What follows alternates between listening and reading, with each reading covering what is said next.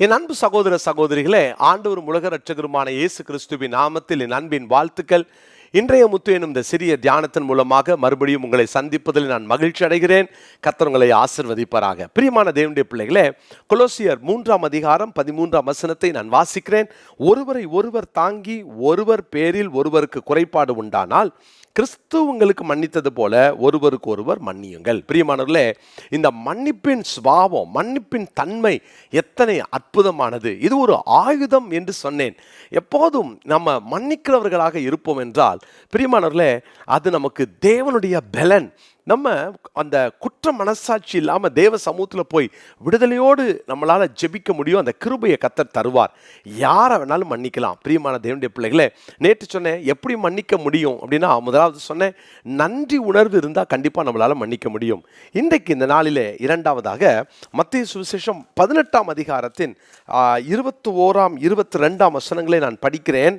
மத்தேயு சுவிசேஷம் 18 21 22 அப்பொழுது பேதுரு அவரிடத்தில் வந்து, ஆண்டவரே, என் சகோதரன் எனக்கு விரோதமாய் குற்றம் செய்து வந்தால் நான் எத்தனை தரம் மன்னிக்க வேண்டும்? 7 தரம் மட்டுமோ என்று கேட்டான். அதற்கு இயேசு, 7 தரம் மாத்திரமல்ல, 70 தரம் மட்டும் என்று உனக்கு சொல்லுகிறேன். அப்போ அவர் சொல்றாரு 70 தரம் என்று அவர் அங்கே சொல்லுகிறார். அப்போ இது நமக்கும் சேர்த்துதான் அவர் சொல்லுகிறார். மன்னி என்று சொல்லுகிறார். எத்தனை தடவைனாலும் மன்னி, 70 தரம் மன்னி அப்படின்னு ஆண்டவர் சொல்றார். அப்படின்னா இது கட்டளை. அப்படின்னா கட்டளைக்கு கீழ்ப்படிந்து தானே ஆகணும். கீழ்ப்படிதலோடு மன்னிப்போம், கீழ்ப்படிதலின் உணர்வோடு மன்னிப்போம். நேற்று சொன்ன நன்றி உணர்வோடு மன்னிக்கணும். என்ன மன்னிச்சாரே, இன்றைக்கு கீழ்ப்படிதலோடு கூட நாம் மன்னிக்க வேண்டும் என்பதை கற்றுக்கொள்ள போகிறோம். இது அவருடைய கட்டளை, நம்ம கீழ்ப்படியணுமே. அருமையான தேவனுடைய பிள்ளைகளே, 3 காரியத்தை நான் உங்களுக்கு சொல்ல விரும்புகிறேன். முதலாவதாக கொலோசியர் 3:13 திரும்ப நான் வாசிக்கிறேன். ஒருவரை ஒருவர் தாங்கி ஒருவர் பேரில் ஒருவருக்கு குறைபாடு உண்டானால் கிறிஸ்து உங்களுக்கு மன்னித்தது போல ஒருவருக்கு ஒருவர் மன்னியுங்கள். பாருங்க, மன்னித்தவர் சொல்லுகிறார், நீ மன்னி என்று சொல்லுகிறார். அப்ப கீழ்ப்படியணுமே. மன்னித்தவர் சொல்லுகிறார். அவர் மன்னிக்காம நம்மளை பார்த்து நீ மன்னி அப்படின்னு சொல்லுவாரா? அவர் எதை ப்ரீச் பண்ணாரோ அதை பிராக்டிஸ் பண்ணார். எதை பிராக்டிஸ் பண்ணாரோ அதை தான் ப்ரீச் பண்ணார். அப்போ இயேசு மன்னித்தவர் நமக்கு சொல்லுகிறார், நீ கீழ்ப்படி. பிரியமானவர்களே, அப்போ நம்ம கீழ்ப்படியணும் தானே. மன்னித்தவர், நம்மை மன்னித்தவர் சொல்லுகிறார், நீயும் போய் மன்னி அப்படின்னு சொல்றாரு. அப்போ முதல்ல மன்னித்தவருக்கு நாம் கீழ்ப்படிய வேண்டும். இரண்டாவதாக பாருங்களேன், மத்தேயு சுவிசேஷம் 6:12 நான் வாசிக்கிறேன். மத்தேயு 6:12 எங்கள் கடனாளிகளுக்கு நாங்கள் மன்னிக்கிறது போல எங்கள் கடன்களை எங்களுக்கு மன்னியும். எங்களுக்கு விரோதமாக குற்றம் செய்கிறவர்களுக்கு நாங்கள் மன்னிக்கிறது போல எங்கள் குற்றங்களை எங்களுக்கு மன்னியும். பாருங்க, இங்கு இரண்டாவது நம்ம கீழ்ப்படிய வேண்டிய காரியம் என்ன தெரியுமா? மன்னிப்பை பெறுவதற்காக நம்ம கீழ்ப்படிந்துதான் ஆக வேண்டும்.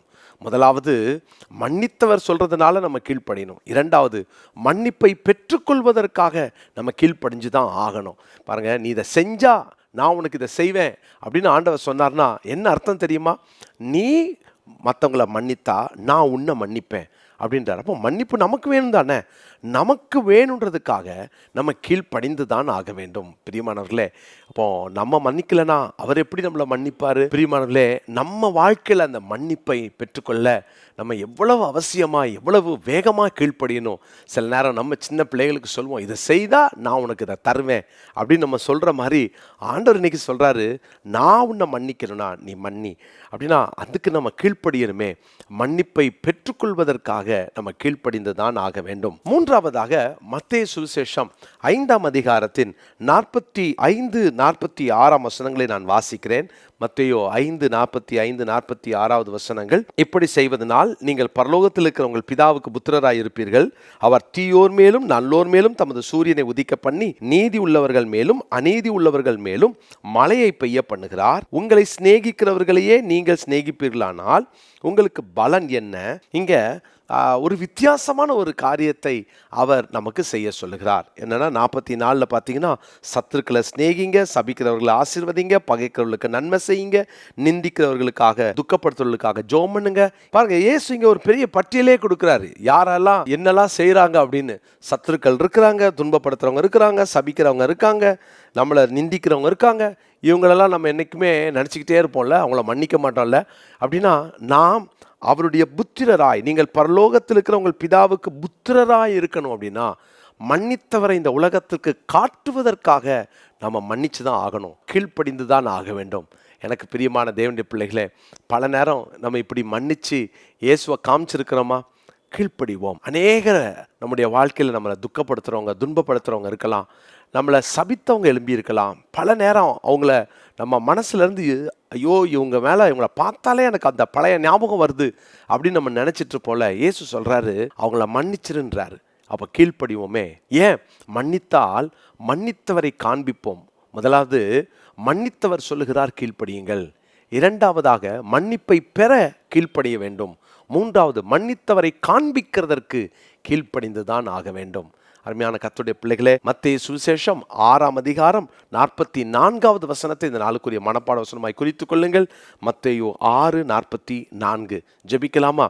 நல்ல தகப்பனே, இந்த நாள் எங்களுக்கு மன்னிப்பை கற்றுக் கொடுத்தீர், மன்னி என்று கட்டளை கொடுத்திருக்கிறீர். ஆண்டவரே, மன்னித்தவருடைய வார்த்தைக்கு கீழ்ப்படிந்து நாங்கள் மன்னிக்க எங்களை அர்ப்பணிக்கிறோம். நாங்கள் மன்னிப்பை பெறுவதற்காக எங்களை அர்ப்பணிக்கிறோம்.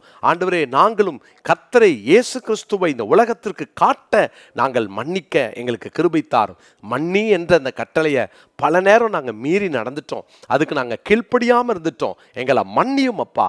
தொடர்ந்து நாங்கள் மற்றவர்களுக்கு மன்னிக்க ஆண்டவரே, அந்த மன்னிப்பை மற்றவர்களுக்கு தாராளமாய் வழங்க எங்களுக்கு அனுக்கிரகம் செய்யும். இயேசுவின் மூலமாக ஜெபிக்கிறோம் நல்ல பிதாவே, ஆமென். பிரியமானவர்களே, உங்களை அன்போடு நான் வாழ்த்துகிறேன். நம்ம அக்டோபர் மாதம் 5ஆம் தேதியிலிருந்து நம்ம இந்த 52 days ஃபாஸ்டிங் பிரேயரை நம்ம ஆரம்பிச்சிருக்கிறோம். ஒருவேளை இதுல இதுவரைக்கும் கலந்து கொள்ளாதவங்க இன்னைக்கு கூட கலந்து கொள்ளலாம். நம்ம இந்த புதிய தரிசனமாகிய இந்த ஹோம் ஃபார் ஏஜ்க்காக ஜோம் பண்ண போறோம், அந்த பில்டிங்குடைய தேவைகளுக்காக ஜோம் பண்ண போறோம். நிறைய உள்ள இன்ஃப்ராஸ்ட்ரக்சர்ஸ் வேலை இருக்கு, நிறைய தேவைகள் உண்டு. கிட்டத்தட்ட 25 லட்சம் ரூபாய்க்கு மேல அதுக்கு தேவை உண்டு. அட்வான்ஸ் கொடுக்கணும்.